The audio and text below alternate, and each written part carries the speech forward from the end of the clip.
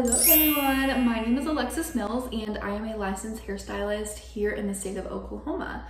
I've been in the industry now for about 3 years. I went to beauty school for 2 years and have been out on my own for a year now.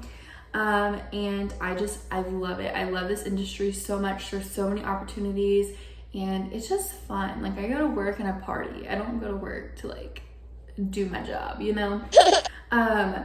So yeah, I just wanted to sit down with you guys, hang out, drink me some water, and I wanted to go over 5 do's and don'ts for your hair. So 5 things to do and 5 things not to do.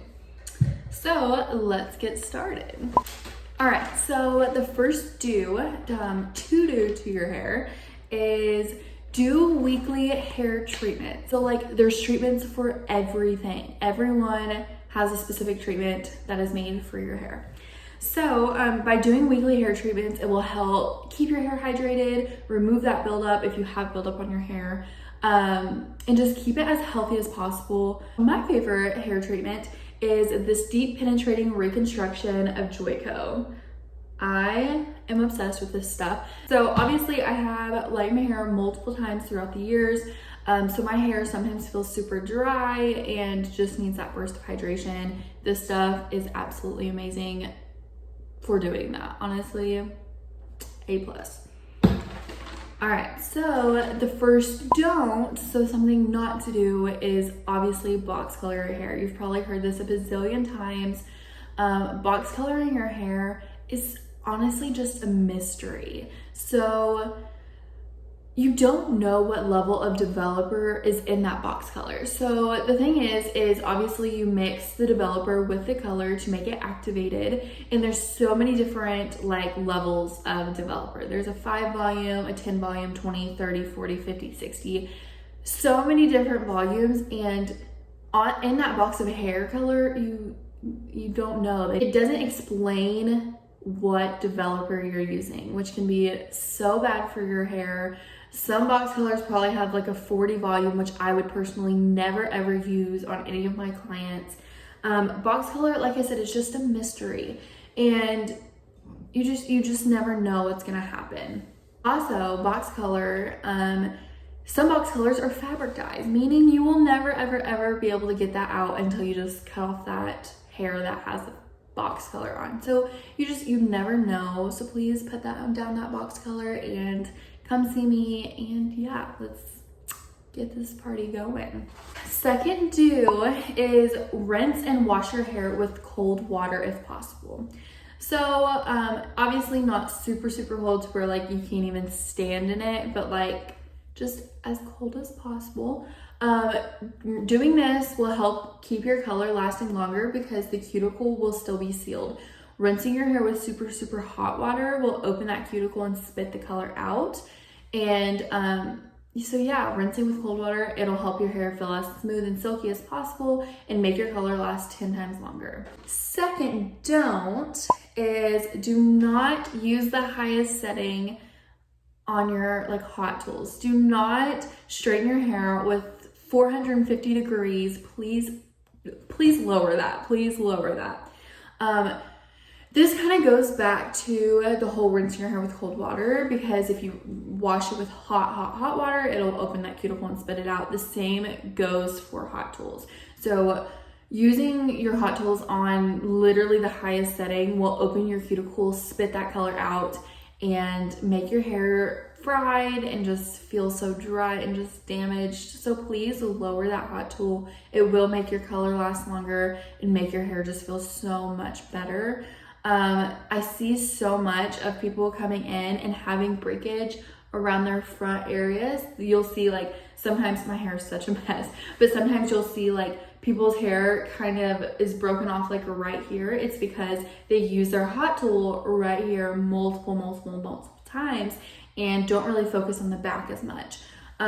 So with lowering your setting, it'll make your hair feel so much better and it won't break it off. So please, also, please use a heat protectant. A heat protectant will help your hair so much.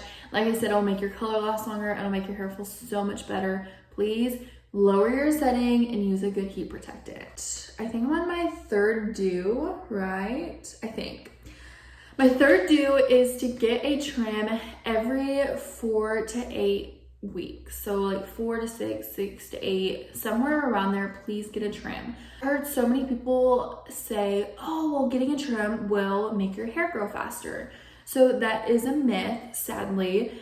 Just because what you do down here does not matter on what's happening up here, if that makes sense. So like getting a trim isn't gonna make your hair from your scalp legit grow faster, but it will help keep up with the split ends. So split ends can travel up your hair shaft, and if you don't get a trim within like a whole year, then the split end will just keep traveling and traveling and traveling and eventually break off. So with doing a trim every 4 to 6 to 8 weeks will definitely just help keep up with those split ends and make it to where like you won't have to come in and get like a whole bunch off at once. Just keep up with it, half an inch every 4 to 8 weeks, and you'll be fine. And your hair will just feel so much better. It'll look so much better. Won't look so frizzy at the ends. And so yeah, get a trim every 4 to 6 to 8 weeks. My third don't, I think, yes. My third don't is do not use purple shampoo every single wash. I see this happen way too much. I try to educate all of my clients on purple shampoo, especially if they're blonde. Purple shampoo will not make your hair go blonder. It will just tone the blonde, removing yellow, removing any warmer unwanted tones.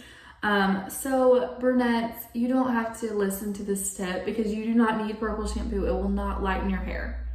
But please do not use purple shampoo every single wash. So if you do this, you'll eventually find out that your hair is getting more dry. The purple shampoo pretty much stops working. Sometimes I even see purple shampoo can leave a buildup on the hair, leaving the hair looking really dull. I usually recommend for my blondes to use a purple shampoo like once every 2 weeks. This will just help cancel out those unwanted warmer tones and still keep the hair as healthy as possible. So please put down that purple shampoo. Save some product, guys. Save it and only use it once every week or once every 2 weeks, depending on your hair. Like I said, all of these, I would definitely ask your hairstylist what they recommend for you specifically. Everyone's hair is different, and so yeah.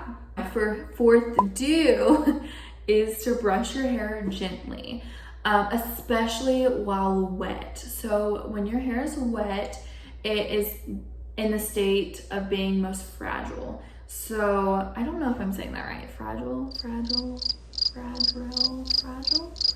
When people are rough brushing their hair, they're just pulling and breaking it off and pulling and breaking it off. So I always recommend for my clients to get a good oil or detangler if their hair does tangle super easily. So please brush your hair gently to prevent any, unwanted breakage or anything like that. And like ripping through your hair just hurts. So like, I don't know why anyone would want to do that, but I see it in a lot of my clients. Some clients are like, just rip it through. And I'm like, no, I will use my oil and my detangler and brush gently. And yeah, do it the right way. My fourth don't is do not sleep with your hair wet. I see this happen way too much, especially with young kids.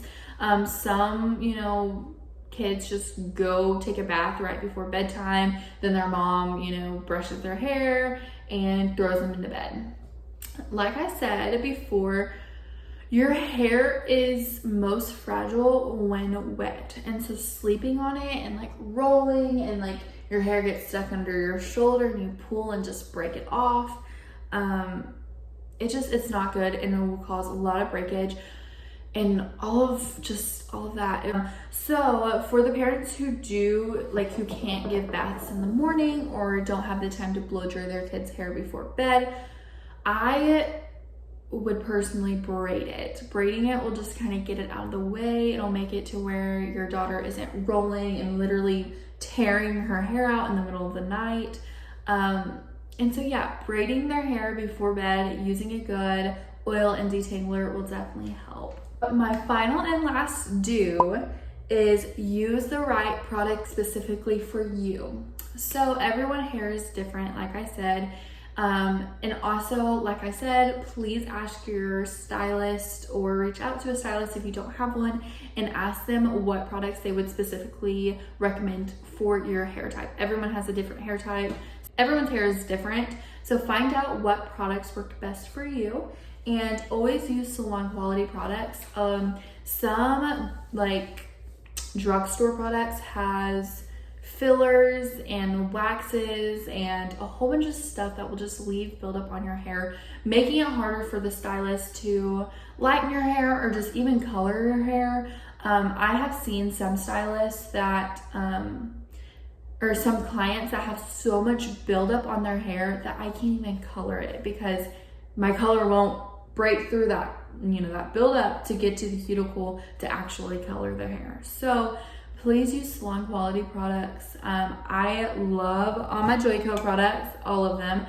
I'm obsessed. They're reasonably priced and they're just good salon quality products. They are super gentle on the hair. Most stylists offer a free consultation. Go in, just talk to them, and yeah, see what's right for your hair and what's not. My last don't is do not use regular ponytail holders or hair ties, whatever you want to call them. Everyone calls them something different. I call them ponytails. I'm from Oklahoma. I don't know. Scrunchies, use these. Do not use regular hair ties, ponytails, whatever you want to call them. I'll insert a picture. I have no clue where any of those ponytails are. I used to use them until I realized that I had this strip of breakage just from pulling my hair up and it being way too tight and it just literally breaking the hair where that ponytail is sitting. So use scrunchies. There's also these things called bobbles. They're these little cord-like things that are super easy on the hair. Also, the scrunchie has this fabric that kind of protects your hair from the band being just way too tight. So scrunchies, bobbles, there's so many things nowadays that you can pull your hair up that's so much better than just the regular hair ties or ponytails. Well, I'll also post a link down below to an Amazon link that's like, it's literally, you can get like 60 scrunchies for like $8.99. It's amazing. That's where I got this one. Whoops. This one. And they're all like different patterns and different colors. They're stinking cute. So yeah, the scrunchies are coming back from the 80s, from the 90s, whenever, and they're coming back and making their appearance again. So yeah, please use scrunchies, bobbles, anything better than just the generic hairband. Thank you guys so much for watching this video. If you guys ever have any questions or anything like that, please feel free to reach out and I will see you in the next video. Bye guys.